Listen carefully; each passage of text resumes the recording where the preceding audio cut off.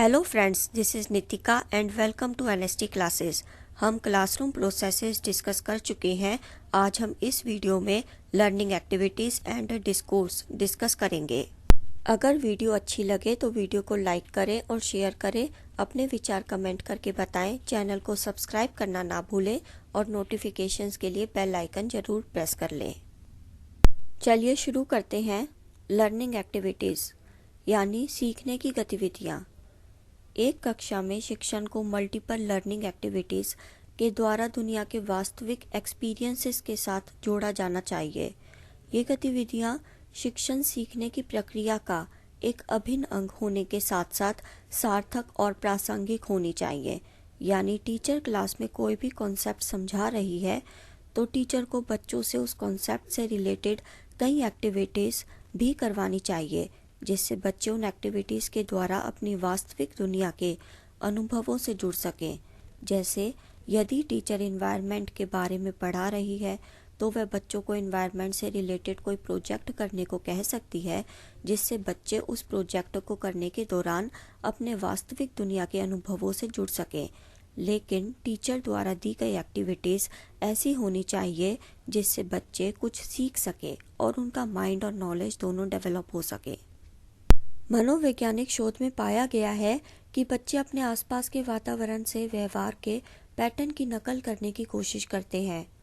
ये बिल्कुल सही बात है, क्योंकि जब बच्चा पहली बार कोई शब्द बोलना सीखता है तो वह भी किसी की नकल करता है। जैसे यदि उसे कहा जाए कि बोलो पापा, तो वह पापा बोलता है। इसी प्रकार जब वह बड़ा होता है तो उसके आसपास क्या हो रहा है, कौन क्या बोलता है, उससे सीखता है। अगर आप उसके सामने हाथ से दाल चावल खाएंगे तो वह भी हाथ से ही खाएगा। यानी कहने का मतलब ये है कि छोटे बच्चे अपने आसपास जैसी आवाज़ें सुनते हैं और लोगों के द्वारा किया जा रहा जैसा व्यवहार देखते हैं, वह उसी का अनुकरण करने की कोशिश करते हैं। Learning activities organised for school children should be selected based on. ऐसी लर्निंग एक्टिविटीज़ जो स्कूली बच्चों के लिए आयोजित की जाती हैं, उन एक्टिविटीज़ का चयन निम्नलिखित आधार पर किया जाना चाहिए। First, age of the children, बच्चों की उम्र के आधार पर। यानी ऐसा नहीं होना चाहिए कि टीचर 6 साल के बच्चे को ऐसी कोई लर्निंग एक्टिविटी दे दे जो 12 या 13 साल का बच्चा ही कर पाएगा। एक टीचर को बच्चों की उम्र के हिसाब से ही लर्निंग एक्टिविटीज़ देनी चाहिए, जिससे बच्चे अच्छे से और जल्दी सीख सकें। लेकिन यदि बच्चों को ऐसी एक्टिविटी दी जाती है जो उनकी उम्र के मुताबिक नहीं है, तो बच्चे उस एक्टिविटी को कर ही नहीं पाएंगे, तो सीखेंगे क्या।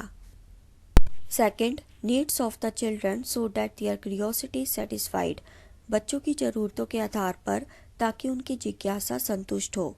यानी यदि किसी बच्चे को एडिशन का कॉन्सेप्ट बिल्कुल अच्छी तरह समझ आ गया है और सब्ट्रैक्शन बिल्कुल नहीं आता, लेकिन टीचर उस बच्चे को एडिशन से रिलेटेड ही एक्टिविटीज़ दे रही है, जैसे कि इन मैंगोज़ को गिनकर बताओ कि कितने हैं, या इन ऑरेंजेस को गिनकर बताओ कि कितने हैं, तो ये गलत है। एक टीचर को बच्चों की ज़रूरत के अनुसार ही लर्निंग एक्टिविटीज़ देनी चाहिए। बच्चों को जो कॉन्सेप्ट क्लियर है उस पर नहीं, लेकिन जो कॉन्सेप्ट क्लियर नहीं है उस पर ज़्यादा जोर देना चाहिए। Third, attitudes and interest of the children, बच्चों के नज़रिए और रुचियों के आधार पर। यदि टीचर किसी टॉपिक को कक्षा में समझा रही है तो जिन बच्चों को समझ आ रहा है वह तो उसमें इंटरेस्ट लेंगे ही, लेकिन कुछ बच्चे जिन्हें समझ नहीं आ रहा वह इधर उधर देखेंगे, वहीं बैठकर कोई दूसरी एक्टिविटी करेंगे। ऐसा नहीं होना चाहिए।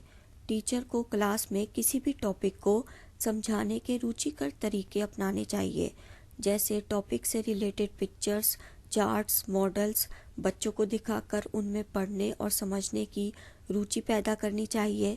कॉन्सेप्ट से रिलेटेड कोई रिकॉर्डेड वीडियो है तो वो भी दिखानी चाहिए, रिकॉर्डेड ऑडियो है तो वो भी सुनानी चाहिए, क्योंकि पता नहीं कौन सा बच्चा किस तरीके से ज़्यादा अच्छे से सीख जाए।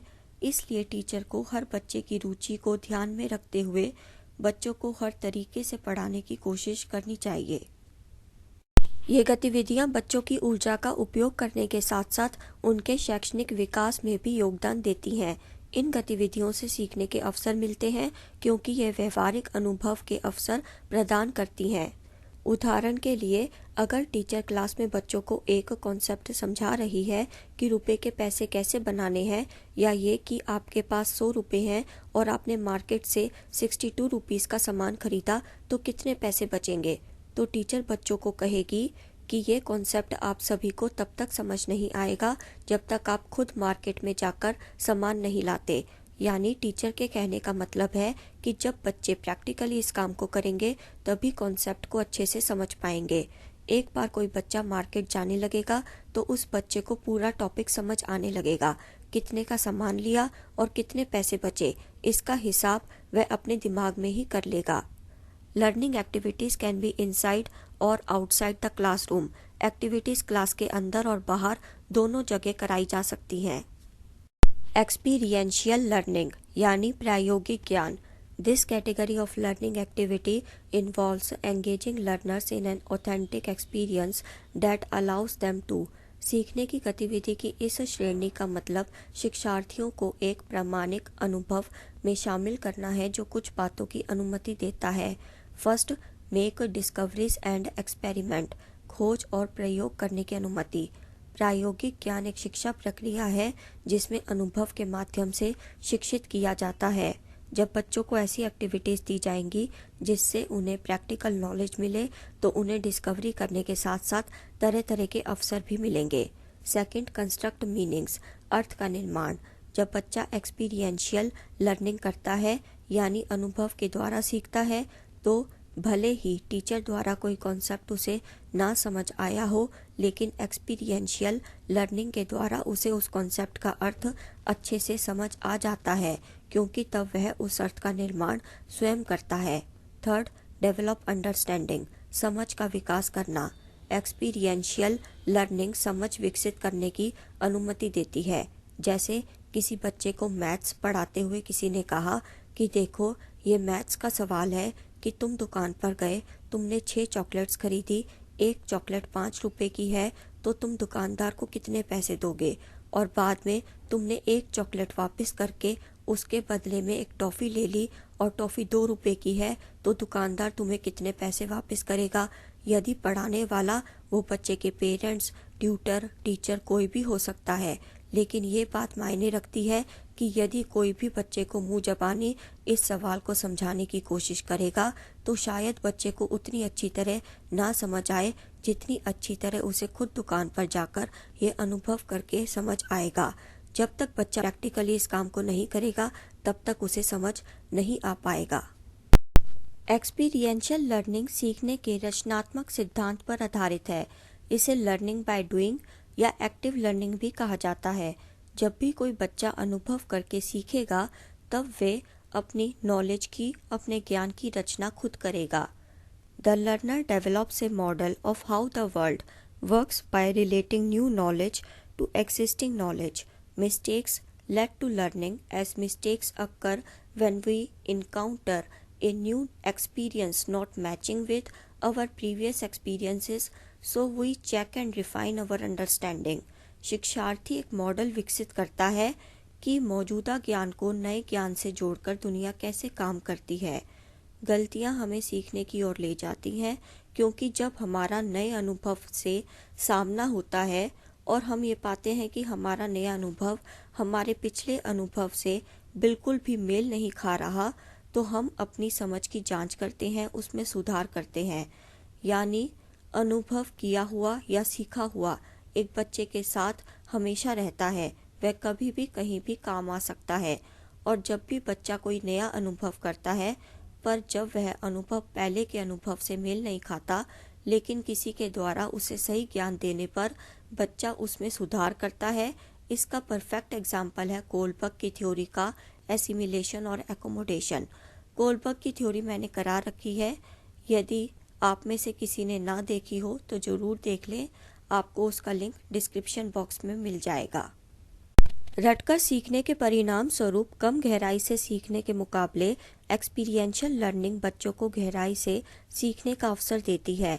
इस प्रकार एक्सपीरियंशियल लर्निंग से भावात्मक यानी भावना और संज्ञानात्मक यानी सोच के द्वारा बच्चा सीखने की ओर अग्रसर होता है। ये सहानुभूति विकसित करने और एटीट्यूड बदलने के लिए एक शक्तिशाली दृष्टिकोण हो सकता है। यानी जब कोई भी बच्चा रटकर सीखता है तो एग्जाम तो दे देता है पर गहराई से कॉन्सेप्ट को नहीं समझ पाता, लेकिन जब अनुभव करके सीखता है तो उसे कॉन्सेप्ट इतनी गहराई से समझ आ जाता है कि वो उस कॉन्सेप्ट को कभी नहीं भूलता। और जब बच्चा किसी भी चीज़ का अनुभव करेगा तो उसके प्रति फीलिंग्स और सोच भी विकसित करेगा और उसके द्वारा भी सीखेगा। इससे बच्चे में सहानुभूति विकसित होगी और जो चीज़ उसने अनुभव की है उसके प्रति उसका एटीट्यूड भी बदलेगा। एक्टिविटीज इनसाइड द क्लासरूम, कक्षा के अंदर की गतिविधियाँ। Learning activities which the teacher can employ inside the classroom should not include just a dictation of facts by the teacher, as this will mean going back to rote learning. सीखने की ऐसी गतिविधियाँ जो टीचर्स कक्षा के अंदर नियोजित कर सकते हैं, उनमें टीचर्स द्वारा केवल तथ्यों की डिक्टेशन शामिल नहीं होनी चाहिए, क्योंकि इसका अर्थ ये होगा कि टीचर्स घूम फिर के वापस रोट लर्निंग पर आ गए। यानी यदि कोई टीचर क्लास में बच्चों को इम्पॉर्टेंट पॉइंट्स की सिर्फ डिक्टेशन करा रही है तो इसका मतलब ये हुआ कि वह टीचर बच्चों को इम्पॉर्टेंट पॉइंट्स रटवा रही है, उनका गहराई से मतलब नहीं समझा रही, जिससे बच्चा उन इम्पॉर्टेंट पॉइंट्स को याद रख सके। टीचर को ये मानना चाहिए कि शिक्षार्थियों को उन गतिविधियों में भाग लेने से अवधारणाओं को समझने में वास्तव में मदद मिलेगी जिन गतिविधियों में टीचर बच्चों को शामिल करेगी। यानी यदि टीचर क्लास में सभी बच्चों के सामने कोई एक्टिविटी करके दिखाए और पूछे कि क्या सब बच्चों को समझ आ गया, कुछ बच्चे हाँ कहेंगे और कुछ बच्चे जिन्हें नहीं भी समझ आया होगा वो दूसरों की देखा देखी में हाँ कहेंगे। इसलिए ये गलत है, टीचर को ऐसा नहीं करना चाहिए। एक टीचर को बच्चों के लिए ऐसी एक्टिविटीज़ ऑर्गेनाइज करनी चाहिए जिन एक्टिविटीज़ में सभी बच्चे भाग ले सके और एक्टिविटीज़ में खुद को पूरी तरह शामिल कर सके, तभी वे कॉन्सेप्ट्स को समझ पाएंगे। The following activities are normally effective in this regard. इस संबंध में निम्नलिखित गतिविधियाँ सामान्य रूप से प्रभावी हैं। फर्स्ट, वर्बल क्वेश्चन, अध्ययन किए जा रहे विषय पर उत्तर। इसे विषय के अंत में या इसके एक भाग के अंत में लिया जाना चाहिए। ये अत्यधिक प्रभावी है क्योंकि ये सीखने वाले की सक्रिय भागीदारी की मांग करता है। यानी टीचर क्लास में कोई भी टॉपिक पढ़ा रही है तो उस टॉपिक के एक सेक्शन के अंत में या फिर उस पूरे टॉपिक के अंत में टीचर को उस टॉपिक से रिलेटेड क्वेश्चंस बच्चों से पूछने चाहिए। ये बहुत प्रभावी है क्योंकि इससे बच्चे उस टॉपिक को समझेंगे और अपने ज्ञान का निर्माण खुद करेंगे। सेकंड, केस स्टडी, मामले का अध्ययन। केस स्टडी में सीखना ठोस उदाहरणों के द्वारा अंतर करने और तुलना करने से हो पाता है। एक उदाहरण स्थानीय मौसम या जलवायु की परिवर्तनशीलता हो सकती है। बच्चे समाचार पत्रों से पिछले कुछ दिनों की मौसम रिपोर्ट एकत्र कर सकते हैं और उन्हें अपनी नोटबुक में चिपका सकते हैं। यानी केस स्टडी का मतलब है किसी भी वस्तु स्थिति की भली भांति बारीकी से जांच पड़ताल करना व जानना। जैसे कोई डॉक्टर किसी भी मरीज का इलाज करने से पहले उस मरीज की मेडिकल हिस्ट्री की जांच पड़ताल करता है। थर्ड, कोऑपरेटिव लर्निंग, सहकारी शिक्षा। टीचर द्वारा दी गई समस्या को हल करने के लिए टीमों में काम करना। इसमें निम्नलिखित तत्व होते हैं। First, positive interdependence between team members, we sink or swim together. Team के सदस्यों के बीच सकारात्मक निर्भरता। हम डूबेंगे तो एक साथ डूबेंगे या तैरेंगे तो एक साथ तैरेंगे। मतलब यदि टीचर ने क्लास में बच्चों की टीम बनाकर कुछ प्रॉब्लम्स हल करने के लिए दी तो एक टीम में जितने भी बच्चे होंगे उन सभी के बीच ये सोच होनी चाहिए कि अगर किसी सदस्य की गलती से टीम हारती है तो पूरी टीम को उसे मानना होगा और अगर टीम के दूसरे सदस्य के द्वारा वह गलती ठीक कर दी जाती है तो पूरी टीम की जीत होगी। Second, individual and group accountability, व्यक्तिगत और सामूहिक जवाबदेही। यानी अगर बच्चे टीम में काम कर रहे हैं और अगर किसी भी बच्चे से कोई गलती हो जाती है तो गलती के लिए पूरी टीम को जवाब देना चाहिए। सिर्फ उस बच्चे को जिससे गलती हुई है उसे कसूरवार नहीं ठहराया जाना चाहिए। उस गलती को ठीक करने के लिए पूरी टीम को जिम्मेदारी लेनी चाहिए। अगर टीम में ऐसी स्ट्रेंथ होगी तो वो टीम बहुत अच्छी तरह काम कर पाएगी। Third, face to face interaction. किसी भी टीम में यदि किसी बच्चे को अपने टीम मेंबर से कोई बात कहनी है तो ऐसा नहीं होना चाहिए कि उस बच्चे ने किसी के जरिए अपनी बात उस मेंबर तक पहुंचा दी। टीम मेंबर्स को कोई भी बात करनी हो तो उन्हें फेस टू फेस इंटरेक्ट करना चाहिए। इससे वे एक दूसरे को समझ पाते हैं और एक दूसरे की कमजोरियां और ताकत जान पाते हैं, या ये कह सकते हैं कि एक दूसरे के नेगेटिव और पॉजिटिव पॉइंट्स जान पाते हैं। इससे टीम को अच्छा काम करने में मदद मिलती है। Fourth, explicit learning of interpersonal and team work skills. पारस्परिक और टीम वर्क कौशल की स्पष्ट सीख। बच्चों को टीचर द्वारा टीम वर्क की योग्यताएं सिखाई जानी चाहिए और टीम वर्क में कम्युनिकेशन को कैसे बेहतर रख पाते हैं ये बताना चाहिए। किसी भी टीम में अगर कम्युनिकेशन बेहतर होगा तो वो टीम बहुत अच्छा कर पाएगी। Fourth, group processing. समूह बनाने का काम। टीम के कामकाज का मूल्यांकन और बदलने के लिए सहमत होना। टीचर को सभी टीम्स का मूल्यांकन करना चाहिए और अगर कोई टीम अपनी टीम को बदलना चाहती है तो टीचर को उस टीम का अच्छे से मूल्यांकन करके और उस टीम में बच्चों को क्या मुश्किल आ रही है ये पता लगाकर अगर लगता है कि टीम को बदला जाना चाहिए तो बदल देना चाहिए। Fifth, learning conversations. वार्तालाप सीखना। यहाँ सीखने वाला ड्राइवर की सीट पर है। इसका एक उदाहरण प्रेरक समीक्षा संवाद है। यहाँ सीखने वाले से सक्रिय रूप से सुनने, कुशल होने, खुली पूछताछ और सकारात्मक शारीरिक भाषा की मांग है। यदि इस गतिविधि को सफल बनाना है तो शिक्षक का व्यवहार सहानुभूति भरा, निष्पक्षता और गैर न्यायिक एटीट्यूड होना चाहिए।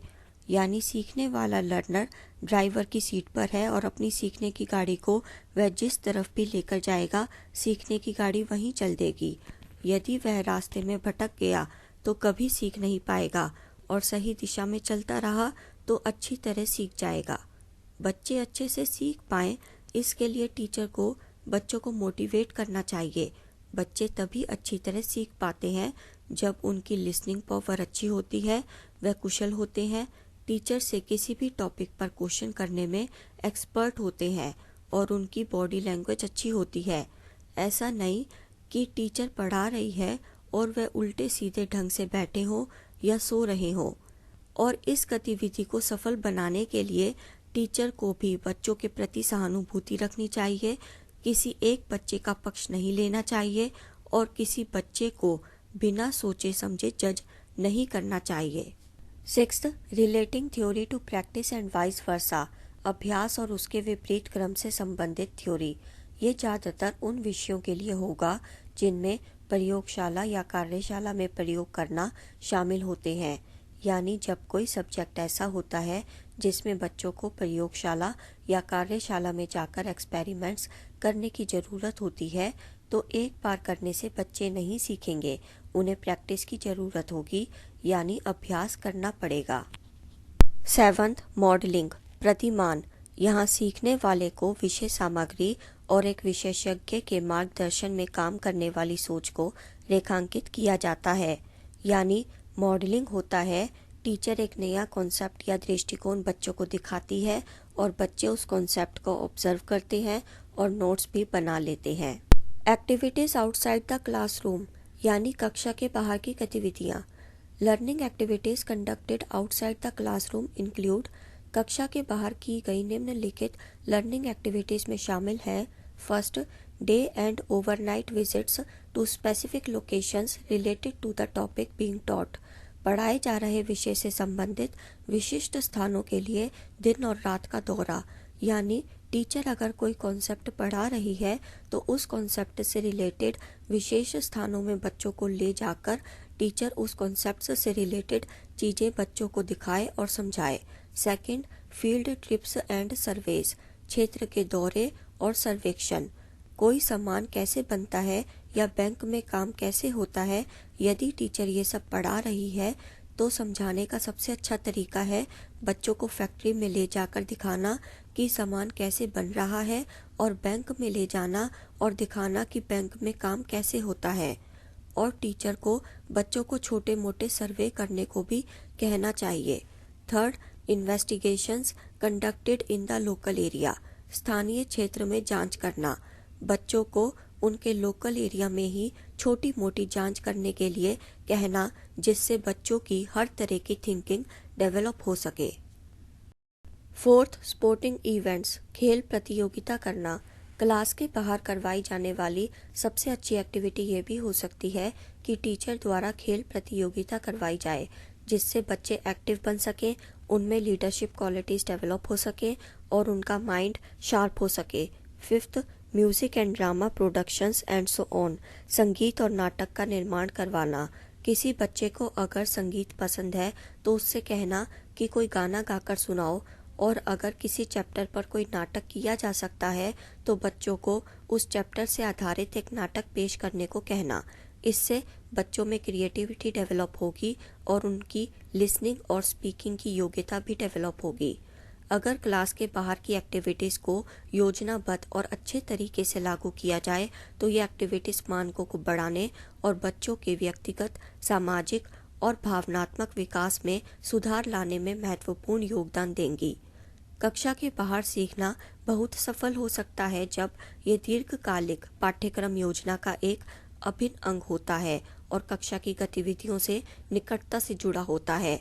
यानी यदि टीचर पहले से ही प्लान कर ले कि इस चैप्टर से रिलेटेड ये बाहरी एक्टिविटीज़ करवानी है और वो कक्षा में होने वाली एक्टिविटीज़ से एकदम जुड़ी हुई हैं, तो कक्षा के बाहर कराई गई सारी एक्टिविटीज़ सफल होती हैं।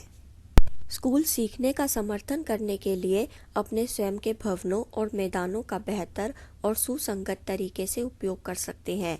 यानी टीचर स्कूल के प्लेग्राउंड में बच्चों को कोई एक्टिविटी करा सकती है या स्कूल के आसपास कोई जगह हो तो वहाँ भी करा सकती है।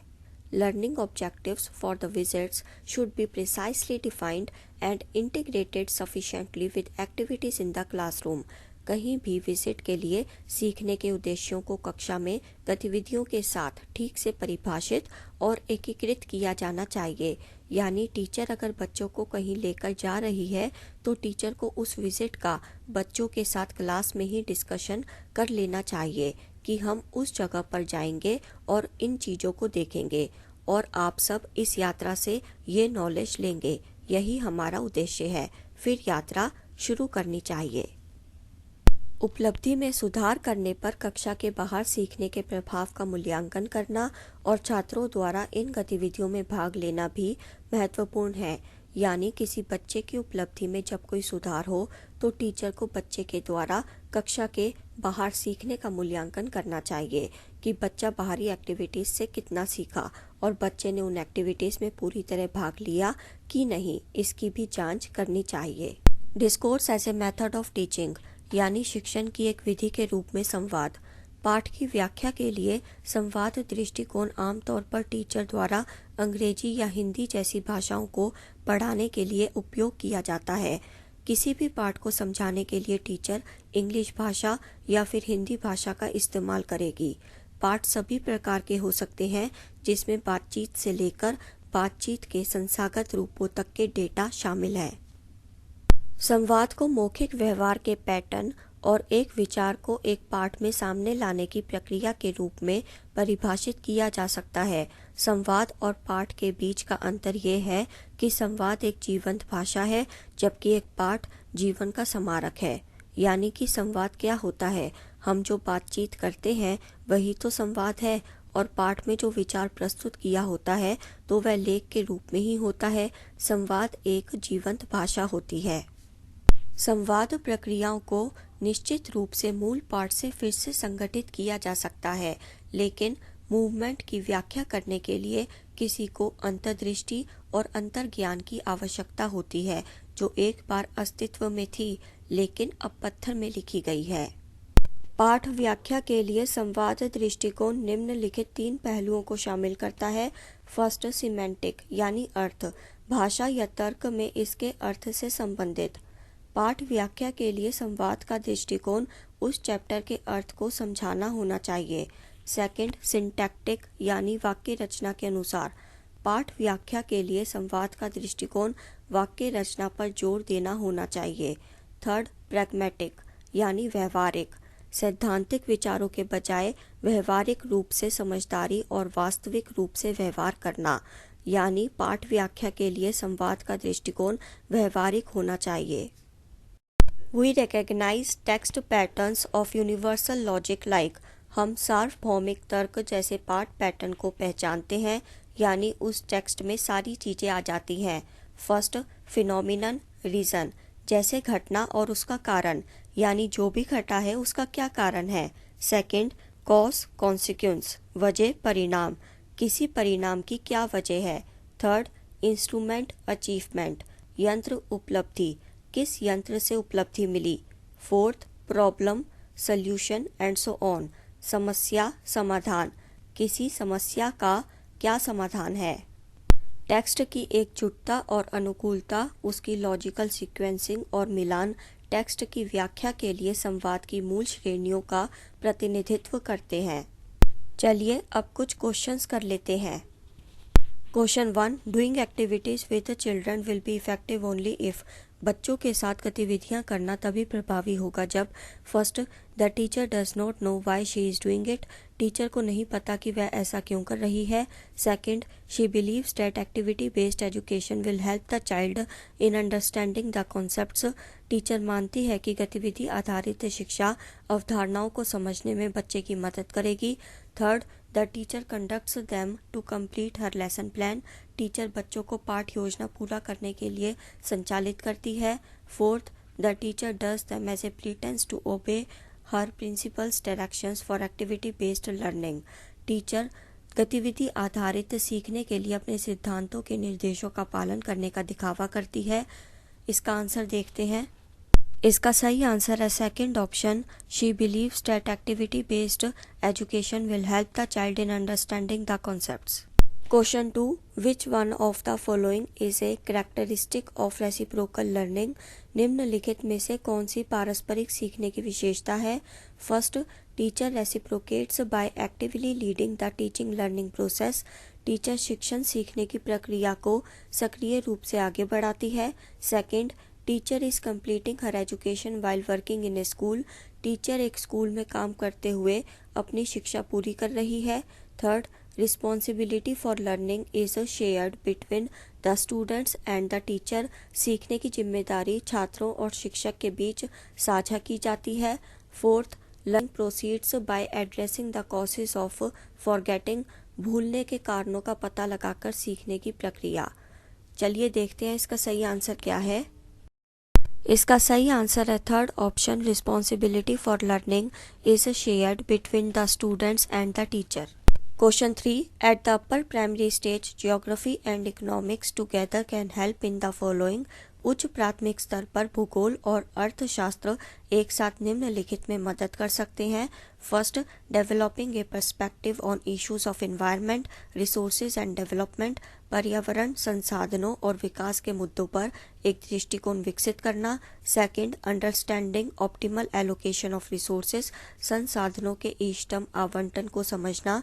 थर्ड, अंडरस्टैंडिंग प्लूरैलिटी, बहुलता को समझना। Fourth, developing knowledge of places and environment, स्थानों और पर्यावरण का ज्ञान विकसित करना। चलिए देखते हैं इसका सही आंसर क्या है। इसका सही आंसर है first option, developing a perspective on issues of environment, resources and development. Question 4, a case study of a social movement given to a class for discussion need not incorporate the following, चर्चा के लिए एक वर्ग को दिए गए सामाजिक आंदोलन के एक मामले के अध्ययन में निम्नलिखित को शामिल करने की आवश्यकता नहीं है। First, objectives of the movement, आंदोलन के उद्देश्य। Second, problem areas of the movement, आंदोलन के समस्या क्षेत्रों। Third, background of the movement, आंदोलन की पृष्ठभूमि। Fourth, solutions to the movement, आंदोलन के समाधान। इसका सही आंसर है fourth option, solutions to the movement. अगर वीडियो अच्छी लगी हो तो वीडियो को लाइक करें और शेयर करें, अपने विचार कमेंट करके बताएं, चैनल को सब्सक्राइब करना ना भूलें और नोटिफिकेशंस के लिए बेल आइकन जरूर प्रेस कर लें। See you in the next video, till then goodbye. Thank you so much. Thanks for watching.